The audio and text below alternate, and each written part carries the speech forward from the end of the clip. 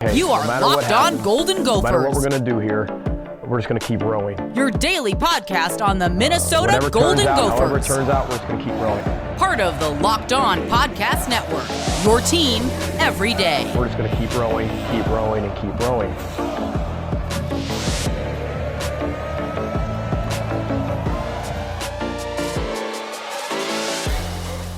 You're listening to Locked On Golden Gophers, part of the Locked On Podcast Network, your team every day. Kane Rob, Tristyn is back with us. I know, folks, every time you don't come on the show, man, I get an earful. I get a, where's Tristyn? I wanted Tristyn. Where's T? People have said T as well. That's fine with me. That's fine. Well, you can call me what you want, but call me not on time sometimes. We got a heck of a household going on. We got chaos all the time. Yep, chaos all the time, but the Christmas tree is up and in the back, not lit quite yet, but maybe next time. We're getting there. We're thinking tomorrow, maybe. We waste no time. You know, we skip right over Thanksgiving. Even though it's my favorite holiday, we skip right over it. After Halloween, we Mariah Carey that thing right to Christmas. Oh, Mariah Carey that thing. I love it. All right, so we're going to jump in with some quick hidden questions to kick this bad boy off. And the first one I have for you is, what are your thoughts on Athan Kaliakmanis? I like him. I mean, no disrespect to Tanner, of course, but the numbers kind of spoke for themselves in that the second half, a tale of two halves in that last game. And I'm excited for him. I think he seems very confident and poised for, being, becoming midseason starter. And right. I think that shows a lot about his maturity. I'm super excited for him. Yeah, I'm with you. And it's fun to watch him sling that thing. I'm not going to lie. On the run or wherever he's at, he's just like, it might be like the new shiny toy syndrome. You get really excited about it. But at the same time, it's just something we haven't seen. It's a different type of skill set. So it's always great to see others succeed as well. Now, overall, I got to ask you, I know we've talked about it a little bit, maybe off the podcast, but what are your thoughts on how the Gophers have modernized their uniform combos, switched it up, brought in some grays, brought in some blacks, brought in some yellows, all that? I love it. I'm all here for the new uniform styles. Like even the NBA gets a lot of heat right now because of all the uniform changes, but I think it's exciting. I don't know. And I think the players like it too. It's right. I feel so bad for like the Ohio States of the world. I mean, they got those black ones, but some of those uniforms are just like, okay, plain red jersey, and so I'm excited. I like how they switch it up a little bit. It's right. Exciting. I think exciting for the fans too. No, I'm all for it. I used to get so jealous when I was younger when Oregon was like the only school out there that would I liked Oregon because they had all these different uniforms. I didn't care if they were good or not. I was just like, look at those unis. So the fact that the Gophers are like the Midwest version of that right now, I love it. No, I agree. Said, have you seen this week's combination that they just announced for the game? Is it the maroon jersey, yellow pants? And a white helmet? Ooh. It's kind of weird. I'm not gonna lie to you. It threw me off a little bit. The helmet by itself is sick. And are they doing the red, white, and blue in there? I know. No, it's a block M of maroon. But the helmet, it's cool. I mean, the helmet by itself is cool. It just feels like it doesn't really mesh together, if you ask me. But maybe that's the old man in me. Maybe that's some white gloves, some white cleats. It'll look good. All right. You're speaking it into existence. I don't know if I can get there with you, but I'll act like I can. All right. So then I don't know if you've seen, but Darius Taylor, prospect who committed to the Gophers, 2023 class, running back, balled out this season in high school with over 2,300 rush yards and 33 touchdowns. Absolute stud, hopefully bouncing up to a 4-star here soon. From Michigan, just got an offer from Michigan. How are we feeling, man? How are we feeling when you hear something like that? I did actually see something about it on Twitter. I don't know how to feel. Everything that I feel right away gets brought back to, these are kids. These are just kids. Right. I have to remind myself of that. That's like it would be, you got to think he grew up, that's his dream. But it would also be fun to compete against. It took them a long time to offer them. Right. Maybe look at how well Mo does against Maryland. Right. They never offered Mo, and every time Mo steps on that field, he just beats them down. So, yep. And I also think of Rashad Bateman when Georgia came calling and he was like, "Where have you been?" Basically, like, why now? I hope that's the same attitude. Just like it would make my heart warm to see that same attitude in him to stick here. But like you said, these are kids and they have to do what's best for them in their heads. Like, so if it were to not go our way, take a step back, like you said, remember the kid. Exactly. Reevaluate before you press that send button on any tweet you might have drafted up and calm it. But hopefully he'll keep growing. Hopefully he is a feature piece in this backfield as we look to replace the production we'll lose from Mo Ibrahim. But yes, I needed to get that out there just because I feel like if it were to go that way, I'm hesitant with some of our fans. People will be upset, but yes, you have to. These are kids. They're just kids. They're just kids. All right, next question for you. Which of these final 3 games, Northwestern, Iowa, and Wisconsin, which do you think is going to be the most difficult for the Gophers?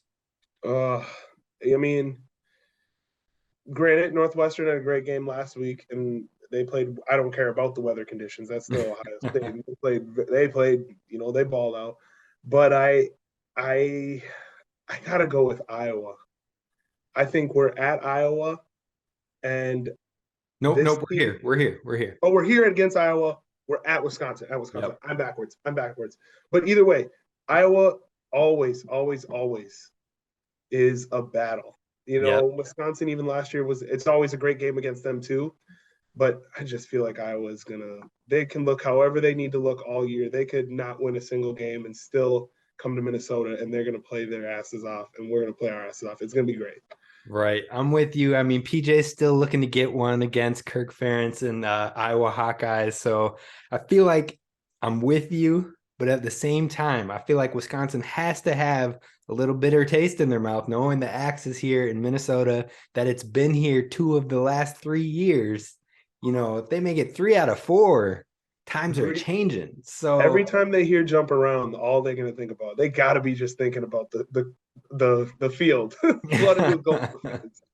Right. So I think I'll lean Wisconsin on this one just because it's on the road and just because we currently hold the trophy. Yep. Either way, both those games, I agree, are going to be dogfights. They're going to be tough, and hopefully the Gophers can come out on top on both of them. 2-0 sounds great. 2-0 in that series. Oh, sounds phenomenal. I'd take that each and every year, All right, last question before we jump into our over-unders and our predictions. Who would you rather play in a bowl game? An ACC school like Florida State, Wake Forest, or North Carolina, or an SEC school like South Carolina, LSU, or Ole Miss? The competitive aspect against me would like to say the SEC school, because of how excited the 10-year from now Alabama game is going to be, or all the hype that I got. I think it would be cool to just see how those teams match up. SEC schools run that wide spread the whole time. Like, even to watch them play someone like a normal Iowa that's just ground and pound, will run the ball 60 times type team. I think that's super exciting. Right. But the Gopher fan of me loves how we matched up against Clemson a couple of years ago, and that was kind of nice. It seemed like we just kind of played well. Our defense kind of just played well against that offense, And so I'm gonna go with ACC as a Gopher fan. All right. So I want to see, if it's ACC, I want to see a specific matchup. I want to see the North Carolina. I want a preview of next season. I want a preview of someone having a bitter taste in their mouth ready for that game next year. So if it were to go the ACC route, that's why I would want that. Otherwise, I want the SEC, because those fans, the people in that conference, they just yap and yap and yap and keep yapping. And I just want to be able to hopefully go 4-0 in PJ's time in the bowl games and just shut it up. You know what I mean? Just Stick it to them. Show that, yes, we might have struggled at times this year, but the Big Ten is a legitimate conference that you can lose each and any week. So I agree. There's a lot of bias and SEC fans who think, and I'm not saying that's not competitive football. SEC is competitive football. It's awesome football. But I think it's, if you don't watch Big Ten football and can really appreciate the ground and pound and the dogfight that Big Ten football brings, then you just don't know. You just don't know. And that's probably their issue. They don't know. Well, right. And I feel like the Big Ten is at a constant disadvantage because you have to adjust for the weather. You have to, it just hits different. Hits in the winter hit different. In the SEC, you get warm weather all the time. Like you see, I was just watching the Cardinals on the Hard Knocks in season, and they were practicing in Arizona outside where it was 65 with a light rain, and they were complaining that it was cold. Bro, do you remember playing football when it's like 45 degrees, 40 degrees with a high wind, and you take that first hit? It chills your bones. It's just different. It really does, and that's what you don't see in the SEC is when you know it's Big Ten football. As soon as you see both them offensive lines in the middle of November, no sleeves, no nothing. Yes. That's football right there. Yes, sir. That's as gritty as it gets.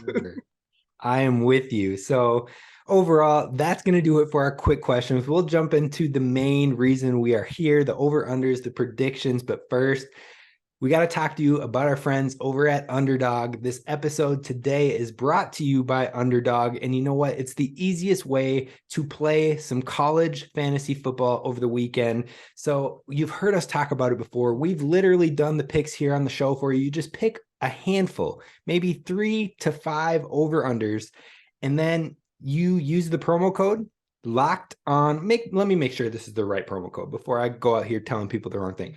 It's Locked On. One word, Locked On, and Underdog is going to match your deposit of up to $100. So you throw $100 in there, they're going to match it for $100. That's $200. I don't know. I'm not a mathematician by any means, but getting a free $100 ain't anything bad. I wouldn't complain, So be sure to check it out. Pick quick picks, do the college pick 'em, easy fantasy football. It's simple as that. Use promo code Locked On, one word, at Underdog Fantasy today to get that deposit matched for up to $100. Now, let's get into this thing. We're talking over-unders. We're talking about Northwestern, and we're kicking it off with our boy, Mo Ibrahim. Will he have 135.5 is the line? 135.5 rushing yards, over or under? This is based off the fact. Do you think Northwestern's run defense was great? Or do you think Ohio State just run game wasn't as strong as their air game? So I will say that jumping into the team stats of all of the FBS, Northwestern's run defense is ranked like 113th and was worse than Nebraska's. So I think it might have been a one-time showing if I'm going to have to take a gut shot right there. And I think it might have been a little fluky last week against Ohio State.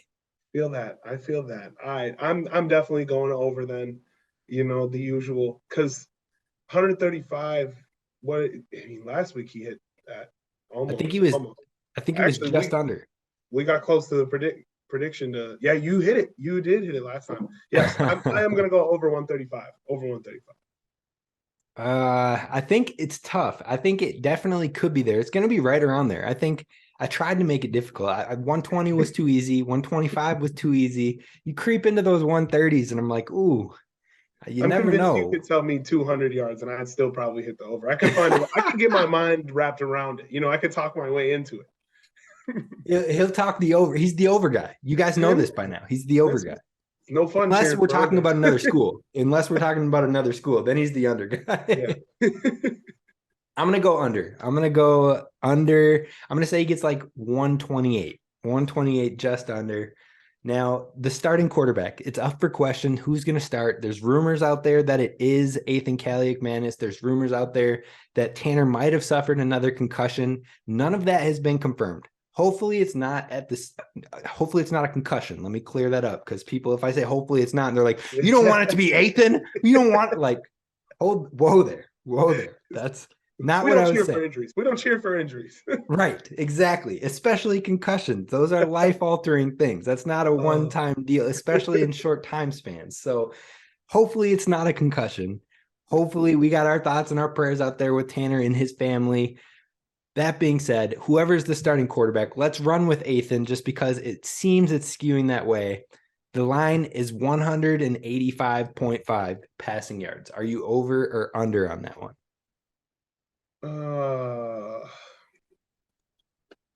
I am going to go under, I think. I really think he shows the confidence and poise that it could get there. But I still think PJ is going to end up really leaning on the run. And so I think that's going to kind of how the game is going to go. That's what I'm feeling. It's going to be a run first, always. I mean, as it always is. But, he's not going to – PJ still doesn't have that exact same trust that he had with Tanner, Right. I'm with you. I feel that. I would say under as well, to be honest. But I think that Northwestern is going to make him prove it, just like Nebraska tried to make them prove it. I look at that half. He just played a half, and he had 137 yards in that one half. So all I'm saying is you get a whole nother half, and you only need about 50 more yards. See, now you're talking me into the over. See, I'm going to take it. I'm going to go with the over here. I think it's going to be just over, but we're going to give it to him. And hopefully, because PJ knows that he can probably win this game, should win this game. If we don't win this game, next week's episode is going to be something to witness. I'm just telling you right now. It'll be just sad Tristyn the whole time. You're talking about a TED Talk. I'm about to have the whole show. Okay, the whole show, Monday's show. I don't even know. I might not show up. That's how bad it might get. But regardless, I'm going over with this passing number. Let's move on to the turnovers side of things. The line is 1.5 turnovers. Are you over that or under? Turnovers, we will get 1.5. I'd like to see over. I mean, we've had a few big turnovers this year, but I'd like to see us go off a little bit. The defense really start to execute on the level we had anticipated at the beginning of the year. So yeah, no, I'm with you. They've got one like almost every week. I think the only week they haven't got one is the Illinois week. Otherwise, they've always had at least one. It just comes to, can they get the second one? Yeah, I think Northwestern has been kind of sloppy. Their quarterbacks are kind of up in the air. So I'm going to go with you. I'm going to go over on this one. They'll get at least 2 turnovers. I like that. You are correct. We get the first one, and then there's always like that second, like in their hands, drop. Right. You always got somebody doing one of these. like it was in my hands. Yep. We're just like laying there for a second, just like. All right. The next thing is the Gophers score over 20.5 points. So over 20 or 20 and under. What do you got? Over. He said no hesitation, bro. Smack. It's like the no deal. No deal. It's got to be over. It's got to be over. Like, it's Northwestern. I mean, nope. Ohio State only put up 21, man. 21. Right. That's 1 point over. That's what. So I'm also looking at this game after them playing last week. I kind of look at it as this is a letdown spot for them now, because that's a good ass game to play against Ohio State. So they're in a letdown spot after. I'm blaming it on the wind, man. Gale force. I don't care. Yes, they hung in there, but when you say gale force, I'm giving the wind some credit on this one.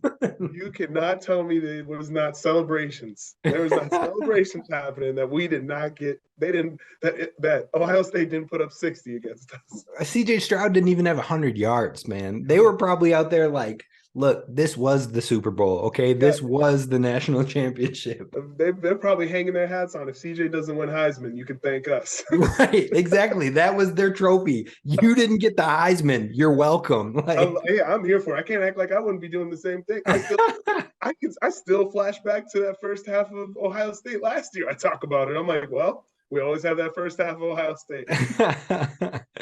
All right, I'm going to go with you. I'm going to take the over on the 20.5 points. I think you got to make it happen. If you don't, it's kind of sad. You got to make it happen. I'm going to leave it at that. All right, so then the last question for over-unders, the Gophers defense, will they have over 1.5 sacks or under 1.5 sacks? I'm going to go ahead and say over. It's hard not to do the overs against this team.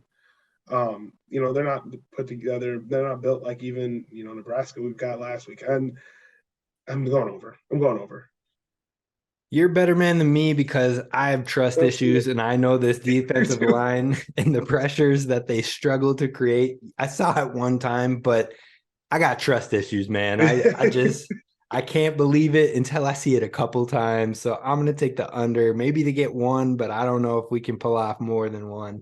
So I'm going under on there. Now let's move to these predictions, the thing that people really care about, the thing that people want to know, and the things that sometimes we hit it out of the park and sometimes we fall on our face. So bad. But before we do that, I got to tell the people about Simply Safe who are sponsoring this show. Simply Safe. Okay, Tristyn, I got to let you know. Did you know that over the holidays, property crimes like burglaries and package thefts spike nationally, not just in Minnesota, but nationally? I could believe it. I'm a UPS driver. I hear about it every day. There it is. There it is. So that's why our friends at Simply Safe Home Security are offering 50% off their award-winning security system so more families can feel safe this holiday season. So if you order your Simply Safe system half off today and enjoy the advanced security system in greater peace this holiday season, all you have to do to get the deal is head on over to simplysafe.com/lockedoncollege. That's simplysafe.com/lockedoncollege. 50% off. Why not? Treat yourself. That's your holiday present to yourself. Because there's no safe. Easier a lot too. Yes. It makes Tristyn's job easier too, because there's no safe like Simply Safe. All right, let's hit it. Let's get it. Predictions time. We kick it off like always with what is the final score of this game? I'm going to go ahead and say 42-7. 42-7. Boy. 42-7. 42-7. Look, man. Right game. Every game this year feels like a get right game. This is a get right game. Look, man, I love me some Gophers. I love me some PJ Fleck. I love me some Mo Brown. If Athan Callie-McManus is out there, I love me some Callie-McManus. The Rocket, I was calling him the Magic 8-Ball last week. I kind of like that. I saw that. I can't get with 42 points. 42? I told you I have trust issues, okay? And I can't trust that this Gophers offense is going to put up 42 when we're milking it with like 12 play, 15 play drives where we're just sucking the clock up. You see Athan throw that thing though. As soon as one play. You put him at the under on 180 yards. I'm all over the place. Yeah, because he's going to throw it down the field. Mo's going to run it in and score. I can't get with 42, but what my prediction will be, earlier on the show this week, I did a crossover. I said 24-10, I believe. I'm going to keep them at 10, but I'm going to move us up one touchdown. I'm going to say 31-10. 31-10 is the score I got for the Gophers. I see that face. What's the stink face, man? What is the stink face? I'm just saying. Maybe I'm overconfident. But this is Northwestern. Like, we are playing Northwestern, correct? Yes, this is 1-8 Northwestern, who hasn't won since week 0. Not one. How many they won last year? We could add last year's schedule, and it's still like 2 wins. Right. If you add last year, I think you're probably at like 3 or 4 wins total. So I'm just saying, still Northwestern. Again, I don't want to jinx it, but I'm saying we put up some numbers. All right. Why not? Well, with those numbers, who is your offensive player of the game? Who is the best game for the offense? Now, I want to let you know, you weren't on the show last week, and your boy balled out on this one. I had Mo, who hit, easy one, chalk. And I had Cody Lindenberg, who was the best player on the defense last week by far, in my opinion. So I knocked it out of the park this week. I'm going 2 for 2, so the pressure's on. Oh, let me think. Well, I think if Athan gets the start, I think if we get a win in general, it's hard not to give Athan the offensive, like to be out there and be, a coordinator of the offense and to pull out a win in your first full game start. I think you got to give it to him, regardless of how many yards he has to, be confident enough to do it. I think I'll go with him. I think he's going to, show some glimpses. That was an easy answer. That was easy. Hey, I took Mo last week. You can't get easier. That's than a that. free space. You can't get that's the bingo free square, right? Exactly. So I'm gonna go this week with your boy Tristyn Spann-Ford. Speak it into existence. He's had some dropsies lately, bro. I'm not gonna lie. He's had a couple dropsies lately. He's gonna shake it off. I got trust. I got confidence. He's gonna ball out this week with Athan. We'll both win player of the game this week. I feel it. I'm speaking it into existence. That would be great. I don't know what his deal is with that. That is yikes. I mean, I say dropsies, dropsies, but he has one drop in the last two games, like one drop in each of the games. That's really not the dropsies. It just stands out.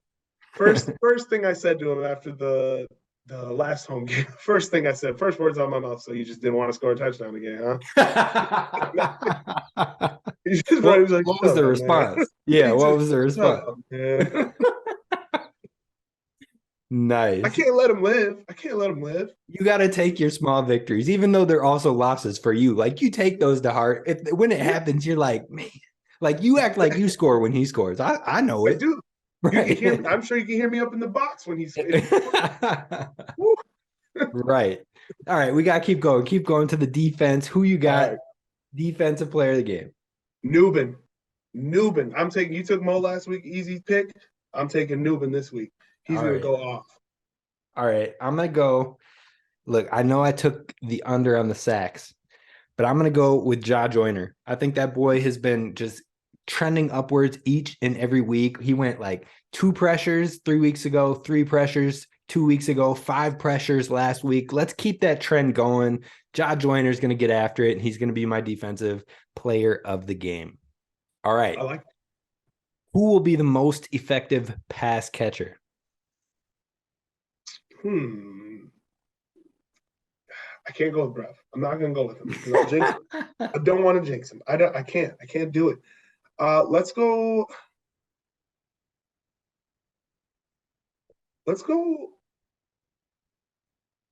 Oh man. Let's go Jackson. I think Jackson this week.